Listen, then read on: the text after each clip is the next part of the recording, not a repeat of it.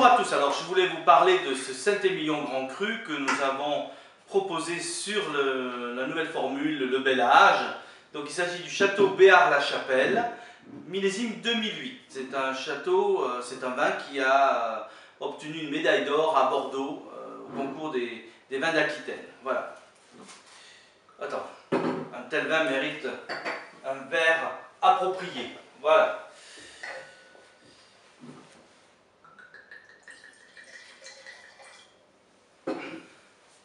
Alors voilà un vin qui a une belle couleur rubis, brillant, un début d'évolution, une couleur un peu chamarrée, des reflets violets, encore jeune, mais un début d'évolution.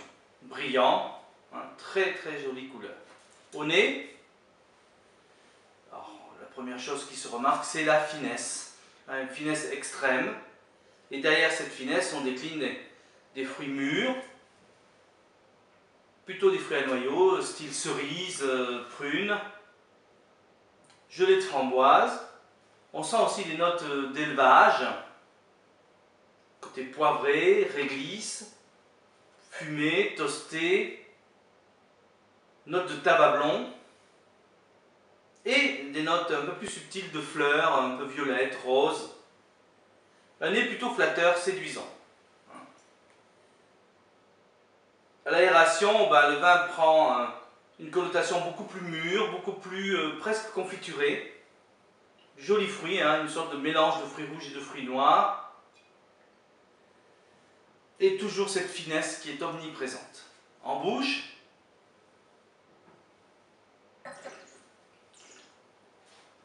attaque très souple, veloutée, presque crémeuse, une matière très très fine. Le vin monte, progresse en bouche et on va trouver cette acidité qui est désaltérante, légèrement réglissée, mentholée. Et on finit sur des tanins plutôt soyeux, très mûrs, côté un peu poivré, qui donne ce côté un peu épicé en finale. Un arrière-goût de vanille, très sympa.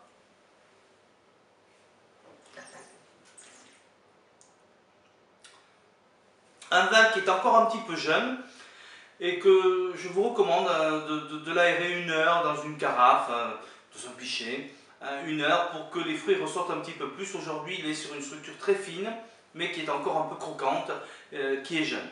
Voilà un vin qui sera merveilleux si vous le carafez aujourd'hui sur une viande rouge un peu saignante, un magret de canard, pourquoi pas quelques champignons, cèpes, etc.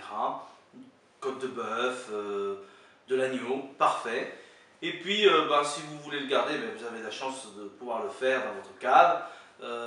Vous pouvez le garder 5-6 ans, voire une dizaine d'années sans problème. Je pense que son apogée sera parfait d'ici 2 ans, 2-3 ans. Voilà. Donc un très grand Saint-Émilion Grand Cru, sur la finesse, très expressif, bien équilibré.